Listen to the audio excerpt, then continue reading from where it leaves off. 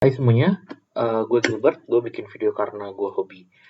Nah, untuk video kali ini mungkin lebih menyambung lagi ya dari sebelum-sebelumnya. Kalau kita udah sempat ngomong tentang pajak sama subsidi, kali ini di video kali ini gue mau ngajak kalian lebih mendalami lagi sebenarnya apa-apa aja sih sebenarnya kebijakan-kebijakan pemerintah yang juga bisa mengintervensi adanya keseimbangan pasar.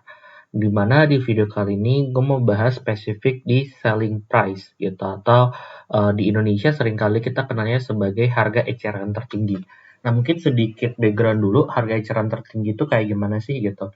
Jadi kondisinya adalah kalau seandainya pemerintah itu menganggap bahwa harga keseimbangan yang terjadi di pasar itu terlalu tinggi sehingga susah untuk dicapai oleh masyarakat gitu atau itu udah dianggap terlalu mahal sehingga pemerintah menetapkan harga eceran tertinggi di tingkat tertentu di mana yang mengharuskan si produsen maupun si konsumen itu deal di harga segitu, nggak boleh lewat dari itu. Makanya disebutnya ceiling price atau harga eceran tertinggi. Jadi nggak boleh ada harga di atas dari harga yang ditetapin pemerintah.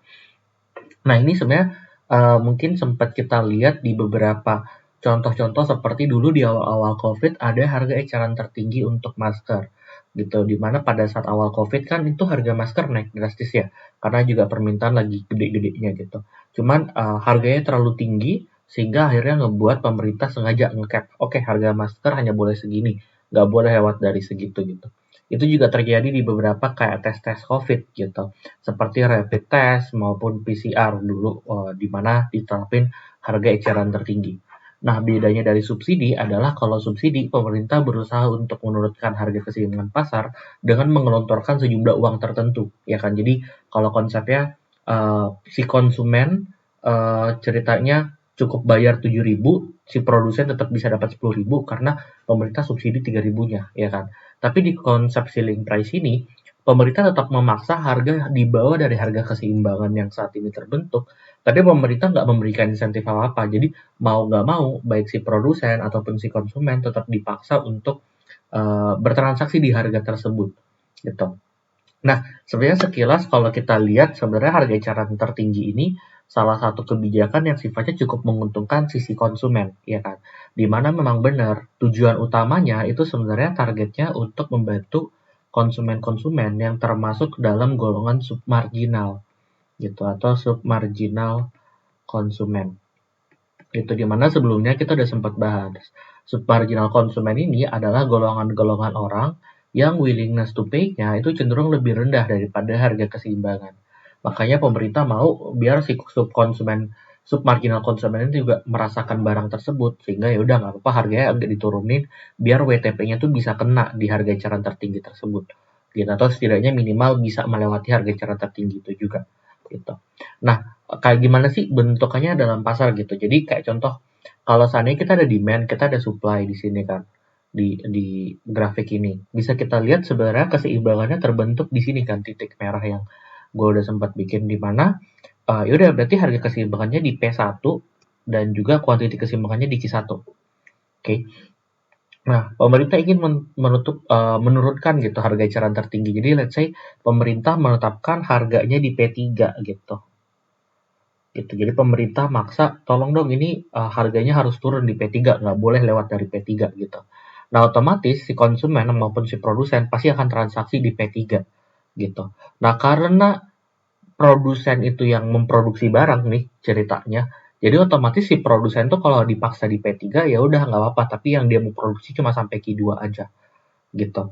Nah, bedanya adalah kalau seandainya si konsumen ketika harga diturunkan ke P3, mereka tuh mau mendemand sampai Q3 gitu. Nah, kita bisa lihat ya, berarti di kondisi ceiling price ini salah satu dampak yang terjadi itu tuh adalah quantity yang di demand di pasar lebih gede daripada quantity yang disupply gitu. Yang mana berarti kita bisa tahu di sini ada excess nih, ada excess demand yang terjadi gitu. Sehingga tidak jarang karena adanya ceiling price ini, dampak yang juga muncul adalah munculnya antrian gitu. Karena jumlahnya sedikit yang diproduksi produsen, tapi orang yang mau banyak gitu. Jadi mau nggak mau kita harus ngantri gitu. Nah, karena ini makanya seringkali ceiling price ini juga memunculkan ada yang terjadinya DWL gitu. Nah, nanti kita akan coba analisis berdasarkan perangkat surplus konsumen sama surplus produsen juga ya, biar mungkin lebih kebayang dan kira-kira kalau ceiling price ini dijadiin kayak soal-soal hitungan, kita juga bisa tahu lah sebenarnya dari hitung-hitung luas area bangunannya gitu. Oke. Nah, cuman mungkin sebelum masuk ke sana ada mungkin ya yang mau nanya gitu kayak, tapi Kak, gimana kalau seandainya ternyata ceiling price yang ditetapkan pemerintah itu malah lebih tinggi dari harga keseimbangan saat ini. Jadi kayak contoh harga keseimbangan saat ini 10.000 gitu, tapi pemerintah tiba-tiba netapin ceiling price-nya malah di 15.000. Apa yang terjadi sih? Jawabannya nggak ada yang terjadi. Kenapa? Karena ya ceiling price itu kan hanya membatasi kira-kira harga tertinggi yang bisa disepakati di berapa. Jadi kalau transaksinya harganya terjadi di bawah dari harga eceran tertinggi yang sudah ditentukan pemerintah, itu nggak apa-apa, pemerintah nggak masalah. Sehingga yang tadi, kalau ceiling price-nya terbentuk di atas keseimbangan, berarti nggak ada efek. Tapi kalau dia tetapinnya di bawah dari kurva dari titik keseimbangan, itu baru akan ada efek ke dalam perekonomian. Gitu. Oke, nah sekarang kita coba analisis nih, pengaruhnya ke konsumen surplus dan produsen surplus itu gimana sih? Pertama, konsumen surplus sama konsumen surplus itu kan sebelum adanya si ceiling price ini, dia tuh dapat surplus segitiga A, B dengan C kan, luas segitiga yang inilah segitiga yang ada di atas harga keseimbangan. Sedangkan si produsen dapatnya D, E, dan F gitu kan. Nah, ini jadinya jelas ya, seperti yang sebelum-sebelumnya. Bahwa berarti total kesejahteraan dalam ekonomi itu adalah A, B, C, D, E, dan F gitu. Atau total surplus yang dirasakan konsumen maupun si produsen gitu kan. Nah, terus apa nih dampaknya kalau seandainya tiba-tiba ternyata terjadi ceiling price gitu. Kalau terjadi ceiling price, pertama kita harus tahu dulu nih berapa sih berarti sekarang jumlah total quantity yang diperdagangkan di pasar gitu. Nah, balik lagi, produsen hanya mau produksi Q2, walaupun konsumen maunya sampai Q3, ya tetap jumlah barang yang transaksi di pasar pasti sampai Q2 aja gitu, ya kan? Jadi kayak contoh nih, barang yang diproduksi cuma 100, mau orang minta 200 kayak 300 kayak selama yang diproduksi cuma 100 ya yang terjadi transaksi cuma 100 gitu kan. Nah, karena itu berarti batasnya itu dibatasi sampai di sini nih, sampai di Q2 gitu. Jadi nggak mungkin terjadi orang-orang rasain surplus lewat dari area Q2 gitu, atau tidak mungkin terjadi transaksi di luar dari Q2. Sehingga si konsumen harusnya kalau dari kita mau ngitung surplus kan biasanya gap antara WTP sama price yang terbentuk kan. Berarti di sini di P3 ya, karena udah turun bukan P1 gitu ke P3. Jadi untuk orang yang di golongan ini yang awal-awal pasti dia ngerasain surplus yang lebih gede karena harganya jadi lebih murah gitu kan. Tapi sebenarnya ya transaksinya akan hanya dibatasi sampai Q2. Maka jadilah sebenarnya sekarang konsumen surplusnya justru berbentuk trapesium gitu. Jadi hanya dapat daerah A, B, dan D gitu. Berarti kita bisa lihat bahwa ternyata si konsumen mereka itu tuh kehilangan daerah C, tapi mereka dapat daerah D gitu. Oke, jadi kita nggak tahu nih sebenarnya si konsumen itu sebenarnya dirugikan atau enggak sih gitu. Jadi masih abu-abu. Selama daerah D-nya lebih gede daripada daerah C, berarti konsumennya diuntungkan gitu. Oke. Tapi balik lagi berarti konsumen surplus sekarang areanya jadinya A, B, dan D jadinya ya. Gitu. Nah, terus untuk si yang produsen gitu. Nah, kalau yang produsen gimana?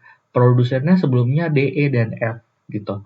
Nah, sekarang harganya dibatasin di bawah jadinya P3 gitu. Otomatis kalau seandainya kita ambil titiknya dari supply, kita cari gapnya ke atas, gapnya jadi semakin lama semakin mengecil nih gitu. Dan batas transaksinya hanya sampai Q2 kan. Makanya segitiganya luasnya cuma daerah F aja. Gitu. Inilah si surplus produsen. Gitu. Berarti kita bisa kebayang ya, sebelumnya produsen tuh dapat D, E, dan F, sekarang jadi cuma dapat F aja. Gitu. Sehingga otomatis di sini produsennya kehilangan daerah D dan E. Nah, berarti kalau kita total nih, surplusnya jadinya total berapa nih di perekonomian? Nah, ternyata cuma dapat A, B, D, dan F. Berarti secara hitung-hitungan sebenarnya si produsen ini, si akibat kebijakan ini sebenarnya terjadilah yang namanya DWL karena akhirnya kita kehilangan kesejahteraan C sama E ini. Gitu. Jadi ini luas segitiga DWL jadinya. Gitu. Nah di sini tuh kalau ditanyain pemerintah perannya di mana nih, kok nggak diliatin surplusnya?